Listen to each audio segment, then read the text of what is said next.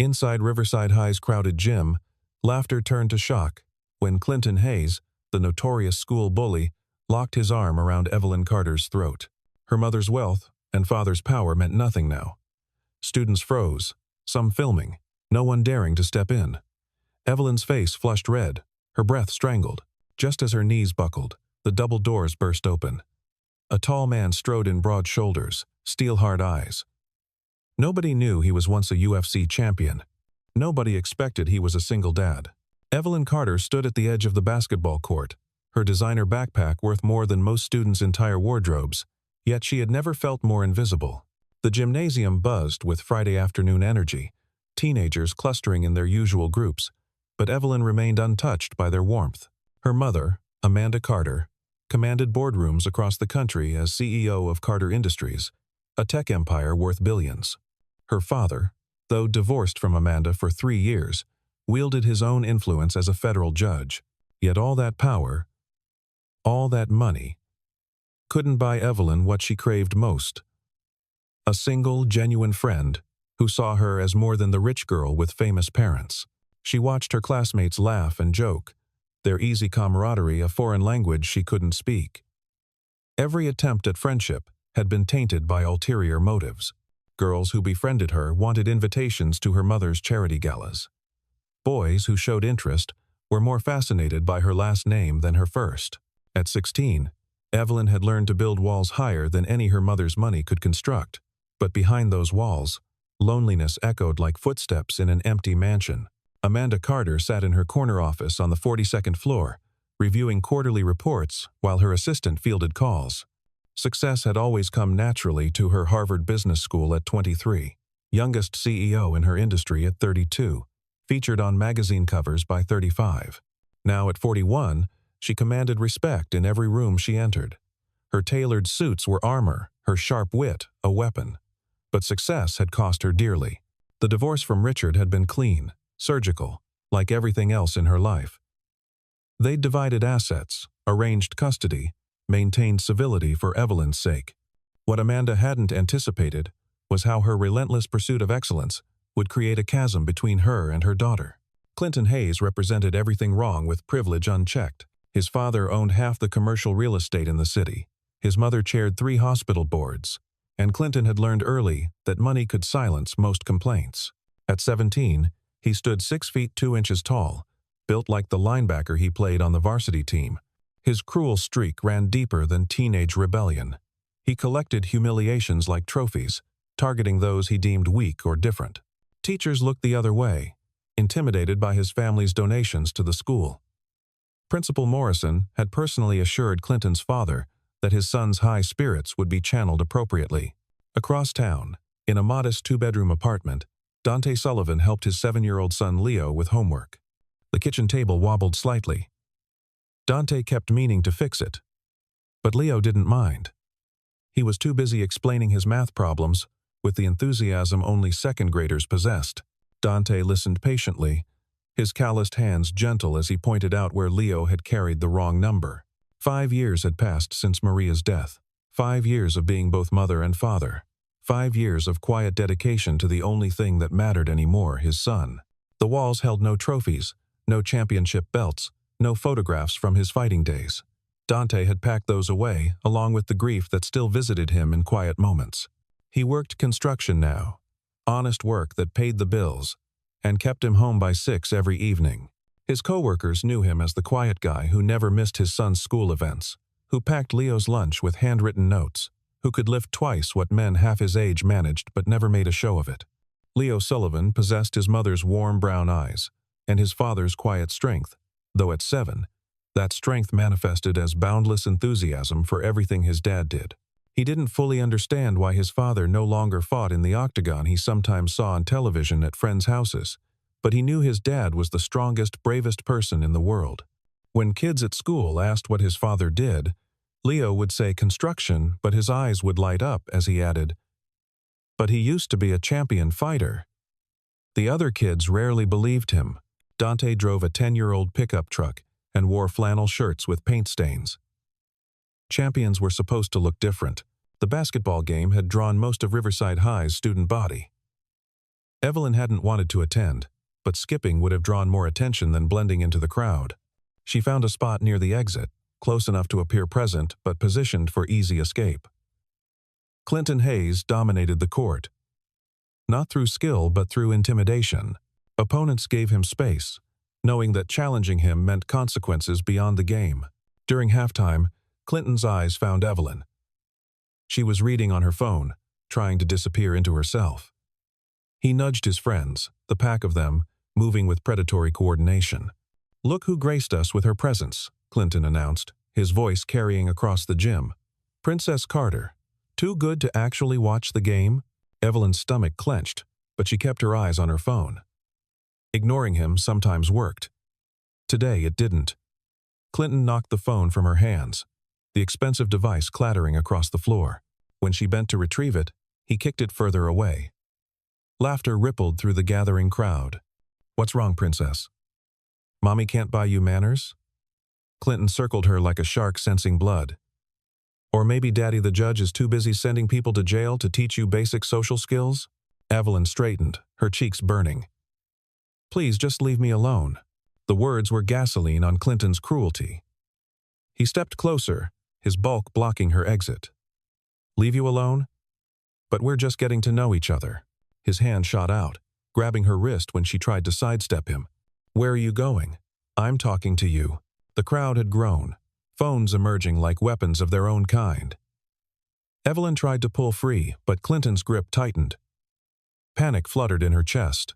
She'd seen Clinton hurt people before, usually boys who could at least fight back. "Let go," she said, her voice smaller than she wanted. "Or what? You'll tell Mommy? Have Daddy throw me in jail?" Clinton's free hand grabbed her throat, not squeezing yet, just resting there with implied threat. "Maybe someone needs to teach you that your family's money doesn't mean anything here."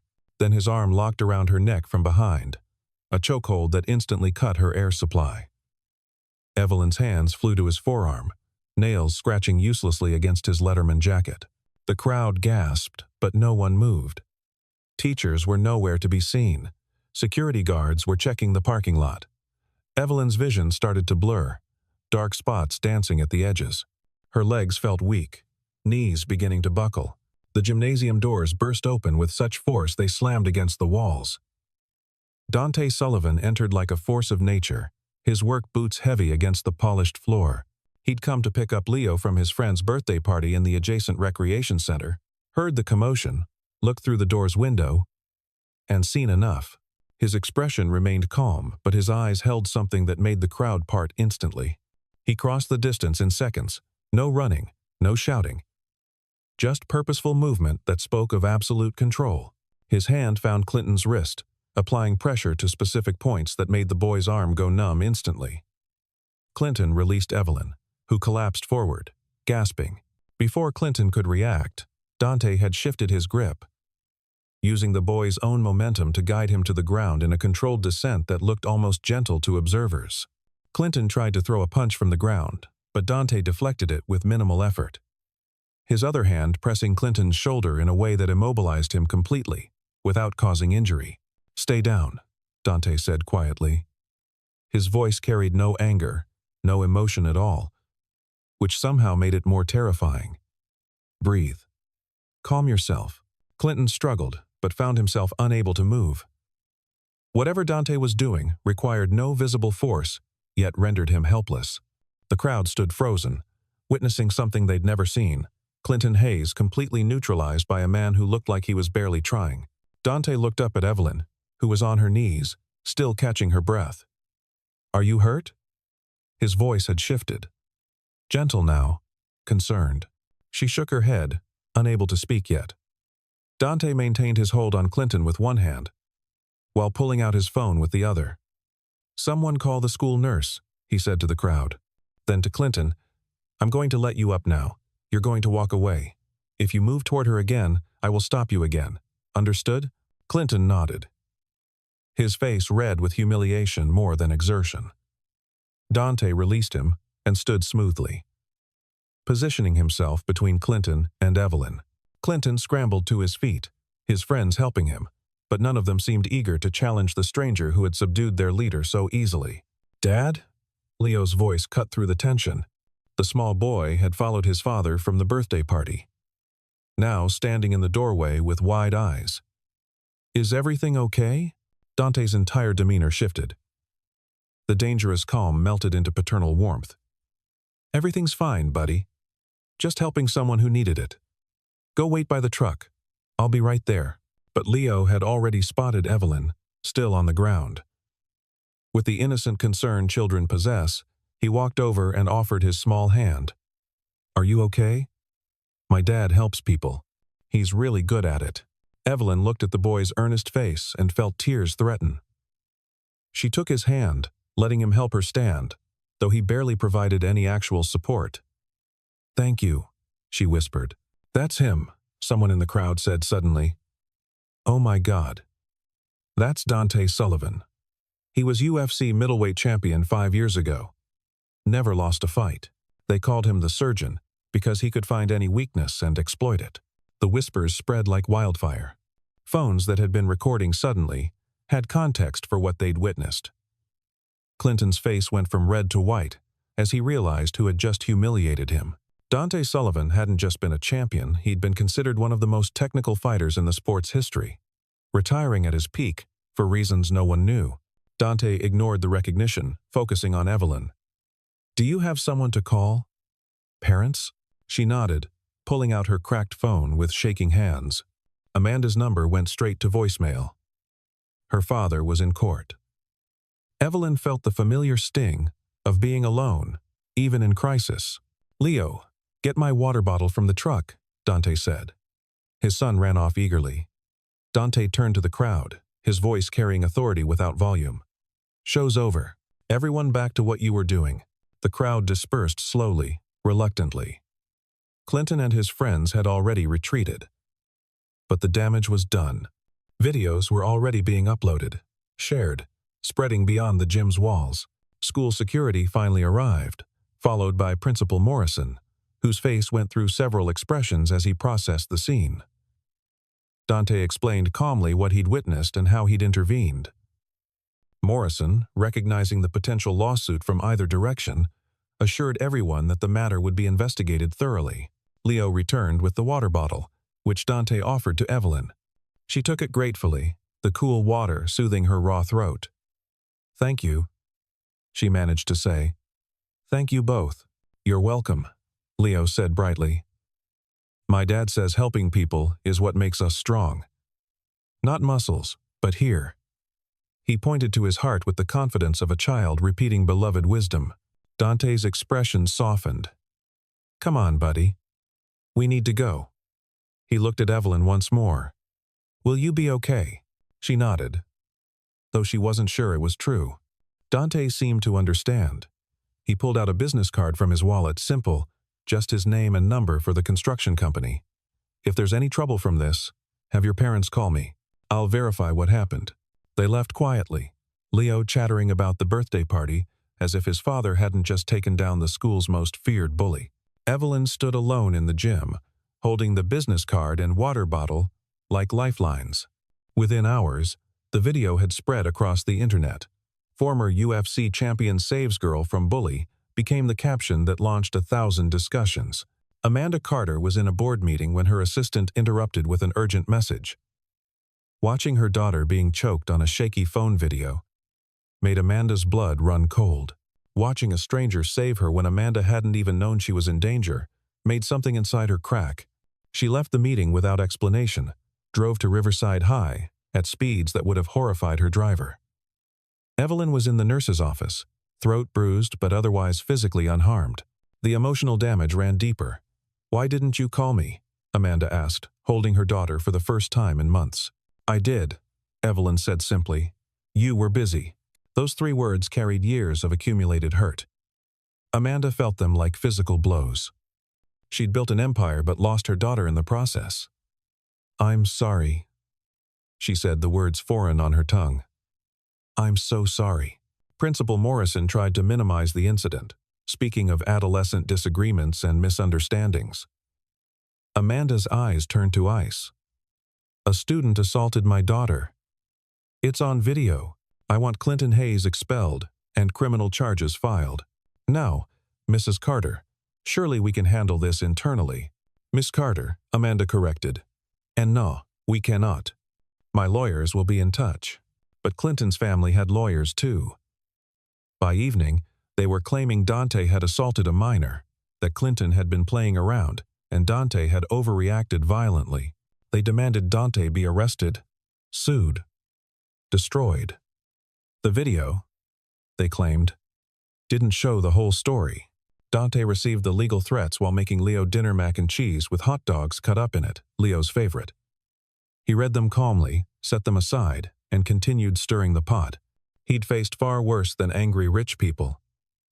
But when Leo asked why he looked sad, Dante realized this fight might cost his son more than he was willing to pay.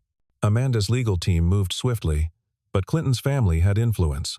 The story became not about a bully attacking a girl, but about a violent former fighter assaulting a student. News outlets picked sides. Social media became a battlefield. Dante's quiet life evaporated overnight. Reporters appeared at his apartment building. Leo's school called, concerned about having the child of such a controversial figure in attendance. Construction sites, where Dante worked suddenly, had no available shifts.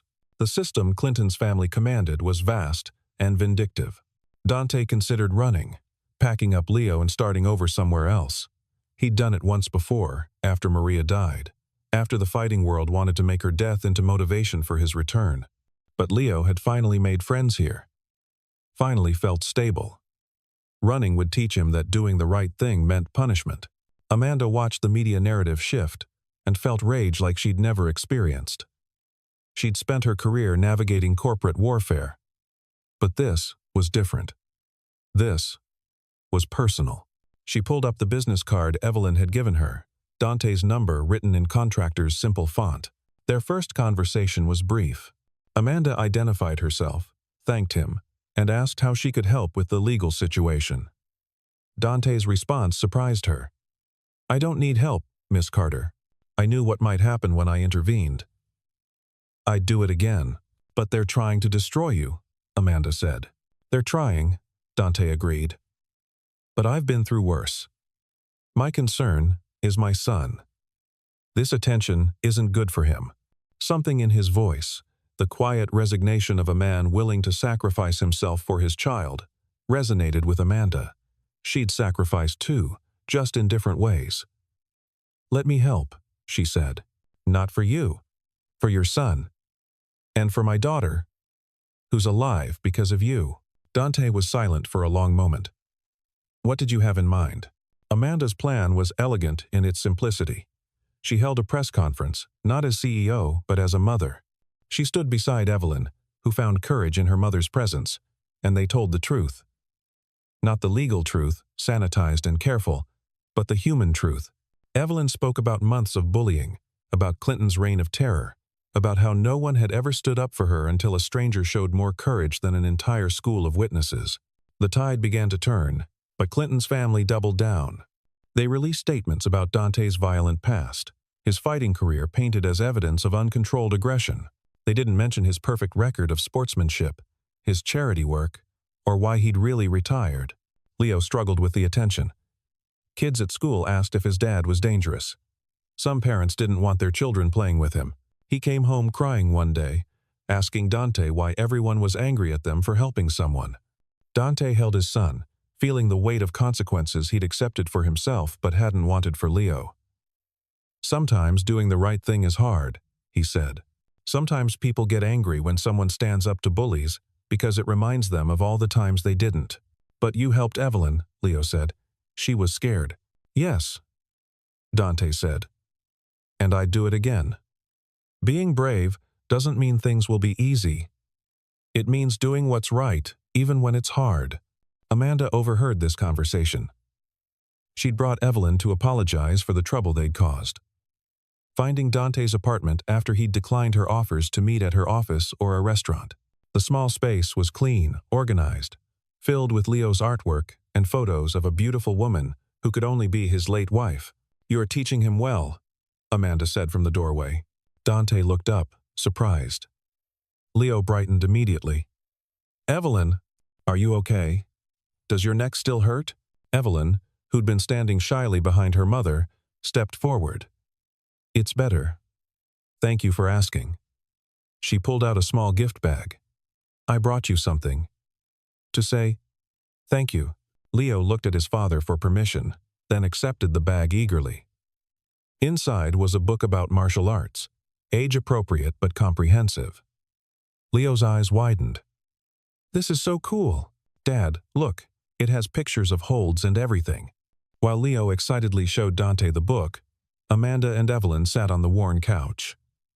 The apartment was modest but warm, lived in. Real in a way Amanda's penthouse never felt. I'm sorry, Amanda said quietly. For what this has cost you. Dante shrugged. I knew Clinton's type the moment I saw him. Bullies with powerful parents are still just bullies. They're just harder to stop. Why did you stop fighting? Evelyn asked suddenly. The real reason. Dante looked at his son, then at the photo of Maria on the bookshelf. My wife had cancer. I wanted to spend every moment with her. Not in training camps. After she died, fighting seemed pointless. Leo needed a father, not a champion. The room fell silent except for Leo's happy chatter as he practiced stance positions from the book. Amanda felt something shift in her chest, a recognition of sacrifice she understood. I have a proposal, she said. My company has an excellent legal team, but we also have a media division. Let me help control this narrative. Not for publicity, but to protect both our children. Dante considered this. What would you need from me? The truth, Amanda said. Your story. Not the fighter's story, but the father's. Let people see who you really are. It went against every instinct Dante had, the privacy he'd guarded so carefully. But Leo was suffering for his father's choice to help. Maybe truth could be a shield as well as a weapon. They filmed the interview in Dante's apartment, Leo playing in the background, the normalcy of their life a stark contrast to the violent fighter narrative. Dante spoke about Maria, about choosing fatherhood over fame, about teaching Leo that strength meant protecting others, not hurting them. But it was Leo who stole the show, innocently explaining how his dad made sure he did homework before playing, how he packed lunches with smiley faces drawn on napkins, how he'd never seen his father angry, just sometimes sad, when he looked at Mommy's picture. The interview hadn't aired yet when Clinton made his next move. He and 3 friends cornered Evelyn in the school parking lot. Amanda was running late to pick her up, Evelyn waiting by the designated spot when they appeared. You think you won? Clinton's face was ugly with rage. My dad owns this town. That washed-up fighter's going to jail.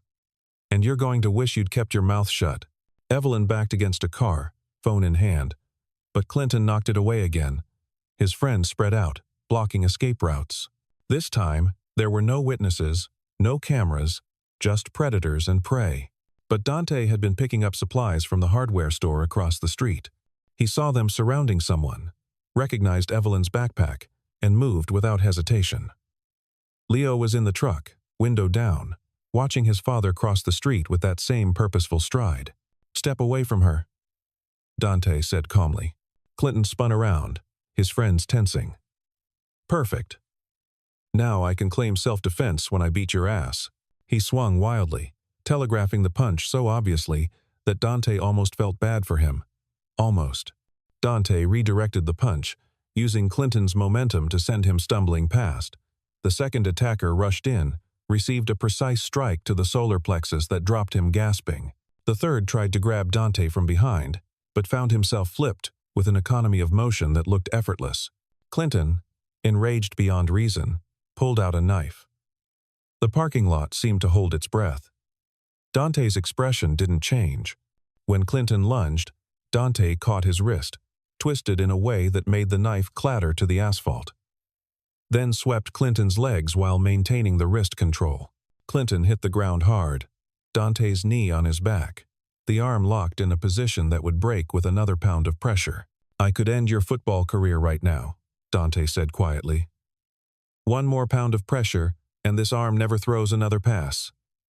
Is that what you want? Clinton whimpered, all bravado gone. His friends had fled. Evelyn stood frozen, processing how quickly violence had been controlled, contained, redirected into submission. Security cameras, Dante said, nodding toward the bank across the street. Everything's recorded. You pulled a knife on a 16-year-old girl. That's attempted assault with a deadly weapon. Your father's money won't make that go away. He released Clinton and stood, kicking the knife away. Clinton scrambled to his feet, cradling his arm, looking younger than his 17 years. This isn't over, he said. But the words were empty. Yes, it is. Amanda's voice came from behind them. She'd arrived during the confrontation, watched Dante protect her daughter again, seen him show restraint when he had every right to destroy the boy who'd threatened Evelyn with a knife. Security footage, multiple witnesses, and now attempted assault with a weapon. Your family's lawyer can explain what happens next. Clinton ran, stumbling, broken. Amanda moved to Evelyn, checking her for injuries, but her daughter was staring at Dante with something like awe. You could have hurt him, she said. Really hurt him. But you didn't. Violence is easy, Dante said, suddenly tired. Control is hard. Your mother's right. It's over. He'll face consequences now. Leo had gotten out of the truck, running to his father. Dante picked him up easily, holding him close. You okay, buddy? You were like a superhero, Leo said. But better because you're real. The security footage was crystal clear. Clinton with a knife, Dante defending Evelyn with minimal force. The news cycle, already primed by Amanda's media campaign, exploded. Clinton's family tried to spin it, but video of their son pulling a knife on an unarmed girl was indefensible. Within a week, Clinton was expelled, facing criminal charges, and his family's influence evaporated like morning mist. Other victims came forward, emboldened by Evelyn's courage. The school board launched an investigation that would eventually claim Principal Morrison's job and several others who'd enabled Clinton's behavior. But the real victory was quieter. Evelyn started eating lunch with Leo when he visited his dad at nearby construction sites. She helped him with reading homework while Dante worked. Amanda began joining them, bringing food from restaurants none of them would normally visit. Sitting on construction site benches in her designer suits, laughing at Leo's jokes. Why did you really save her that first day? Amanda asked Dante one evening. They were watching Leo and Evelyn play catch in the park, the teenager patient with the 7-year-old's erratic throws. I saw my son, Dante said simply. Not her, but Leo. I saw what I'd want someone to do if he was in trouble and I wasn't there. Being strong isn't about what you can do, it's about what you choose to do. Amanda understood then why she felt drawn to this quiet man who'd given up glory for fatherhood, who'd chosen love over fame. I spent so many years building walls, she said, protecting myself, my company, my reputation. I forgot to protect what mattered. It's not too late, Dante said, nodding toward Evelyn. She's strong, like her mother. She just needed someone to show her she was worth protecting. The legal battles continued for months, but the outcome was never really in doubt after the knife incident. Clinton's family quietly settled, paying damages and agreeing to stay away from Evelyn and Dante's families. Clinton himself transferred to a military school in another state. His parents finally accepting that their son needed discipline they couldn't provide. Dante started teaching self-defense classes at the community center, free for any student who wanted to learn. Not fighting, but protection. Control. Discipline. The classes filled immediately. Parents eager for their children to learn from someone who'd proven that strength and restraint could coexist. Evelyn was his first student. Then Leo. Then dozens of others. Amanda watched from the back, seeing her daughter transform from a victim to someone who walked with confidence, who understood that true power came from knowing you could defend yourself, but choosing when to act. You're different, Amanda told Dante after one class. They'd fallen into a routine of coffee while the kids practiced, comfortable silences and deep conversations alternating naturally. How so? He asked. Every other man I've known wanted something from me. My money, my connections, my influence. You want nothing. I want Leo to be happy, Dante said. I want Evelyn to feel safe. I want these kids to never need what I'm teaching them.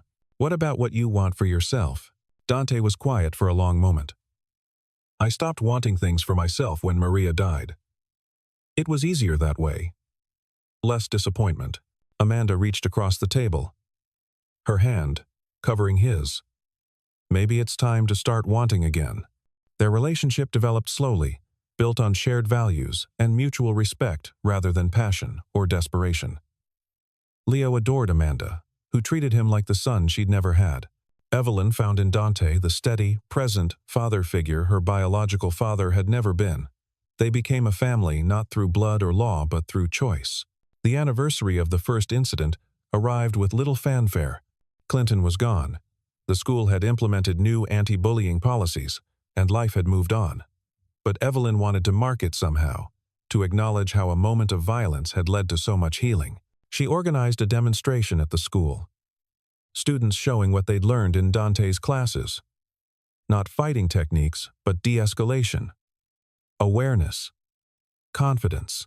The gym where she'd almost been choked now rang with laughter and encouragement. Dante stood with Amanda, watching their children, for that's what they'd become, regardless of biology, leading warm-ups. "Thank you," Amanda said quietly. "For what?" "For showing up that day. For being who you are. For teaching us that strength isn't about power, but about protection." Leo ran over, grabbing both their hands. "Come on. Evelyn says you have to show everyone the hold you used on Clinton. But like, the safe version." They let him pull them onto the mat, Dante demonstrating while Amanda played the attacker, the crowd laughing as she dramatically struggled against the gentle restraint. Evelyn joined them, showing how to break free from various grips, her movements confident and sure. A reporter covering the event asked Dante if he ever regretted getting involved that day, knowing what it would cost him.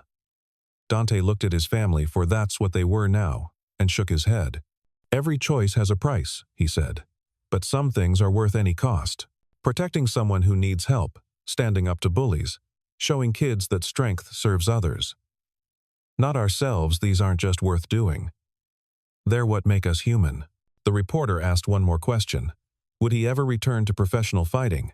"I never stopped fighting," Dante said, his arm around Leo's shoulders, Amanda and Evelyn close beside them. "I just learned what was worth fighting for." The demonstration ended, with all the students forming a circle, hands joined, a symbol of community over conflict. Clinton Hayes had thought power came from fear, that strength meant domination. But in trying to break Evelyn Carter, he'd created something stronger, a family forged not by blood but by courage, a community united not by wealth but by compassion. As the crowd dispersed, Leo tugged on Dante's hand. "Dad, are you and Amanda going to get married?" The adults froze, the question hanging in the air. Evelyn grinned, adding, "Yeah." "When are you going to make it official?" Dante and Amanda looked at each other, seeing in each other's eyes the same recognition that they'd already become family in every way that mattered. The ceremony, when it came, would just be acknowledgement of what had already grown between them. "Soon," Amanda said, surprising herself with the certainty. "Good," Leo said decisively. "Because Evelyn needs to teach me algebra, and she says she's not doing it unless we're officially siblings." They laughed, walking toward the parking lot together. Dante's old truck sat beside Amanda's luxury SUV, but they'd all pile into whichever vehicle led to their next shared destination. The vehicles, like everything else that had once divided them, had become irrelevant in the face of what united them. 6 months later, in a small ceremony at the community center where Dante taught his classes, they made it official.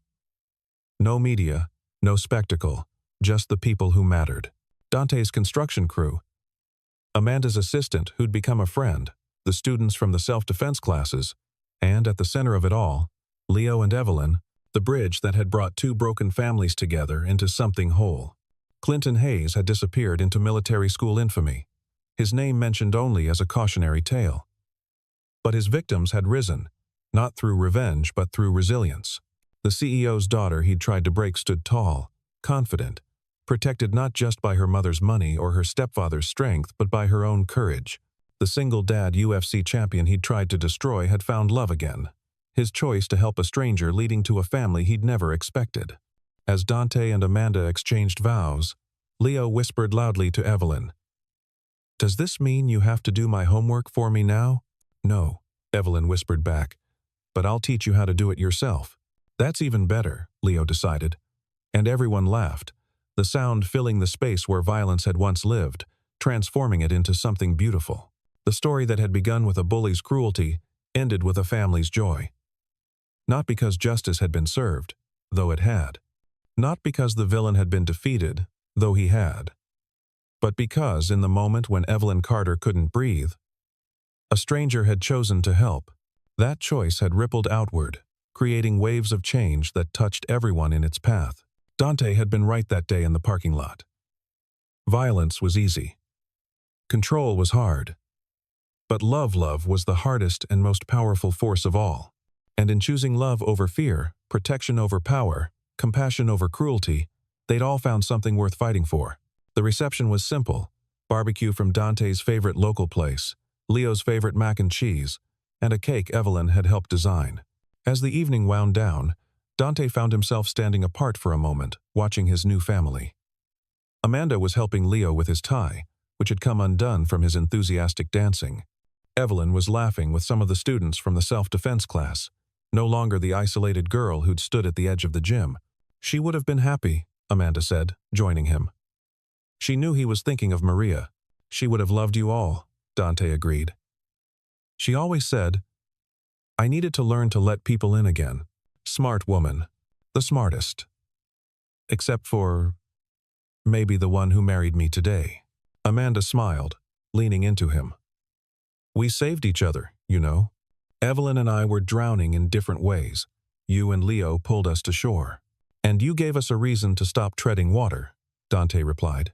The celebration continued around them, but in that moment, they stood in perfect stillness, understanding that sometimes the greatest victories came not from defeating enemies, but from finding family in unexpected places.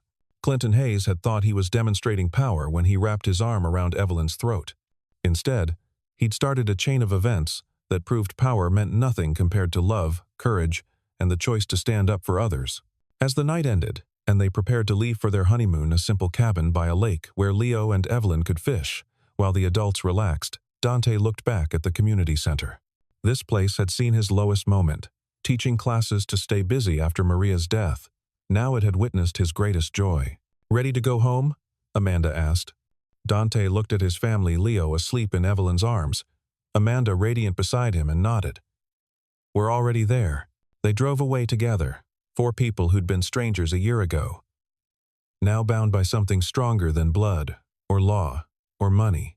They were bound by choice, by courage, and by the understanding that true strength wasn't measured in the battles you could win, but in the people you chose to protect. The bully who'd choked the CEO's daughter had expected fear. The single-dad UFC champion who'd shown up had delivered salvation instead. And in the space between violence and victory, a family had been born.